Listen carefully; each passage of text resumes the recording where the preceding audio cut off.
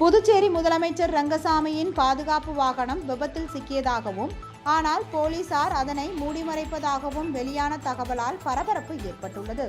புதுச்சேரி கரிகாலம் பக்கத்தில் நடைபெற்ற மகளிர் தின விழாவில் கலந்து கொண்ட முதலமைச்சர் ரங்கசாமி பின்னர் கோரிமேட்டில் உள்ள அவரது ஆன்மீக குருவான அப்பா பைத்தியம் சுவாமி கோவிலுக்கு சண்முகாபுரம் அருகே சென்று கொண்டிருந்த போது பின்தொடர்ந்து வந்த எஸ்கார்ட் வாகனத்தில் இருந்த போலீசார் எதிரே வந்த வாகனங்களை வழிவிடுமாறு சைகை காட்டியபடி எதிர் திசையில் முன்னேறியுள்ளனர்.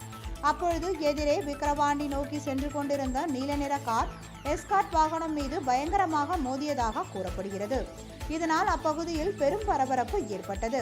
இந்த விபத்து நடந்தது தெரியாமல் முதலமைச்சரின் கார் கடந்து சென்று விட்டதாகவும், விபத்திற்குள்ளான வாகனத்தை வடக்கு போக்குவரத்து காவல் நிலையத்தின் பின்புறமும், எஸ்கார்ட் வாகனத்தை கோரிமேடு காவல் குடியிருப்பு பகுதியிலும் போலீசார் மறைத்து வைத்திருந்ததாக கூறப்படுகிறது. இது குறித்து வடக்கு போக்குவரத்து போலீசாரிடம் கேட்டபோது அப்படி ஒரு சம்பவம் நடக்கவில்லை என கூறினார். ஆனால் விபத்தை மூடிமறைக்கும் வகையில் போலீசார் நடந்து கொள்வதாக பொதுமக்கள் குற்றம் சாட்டுகின்றனர்.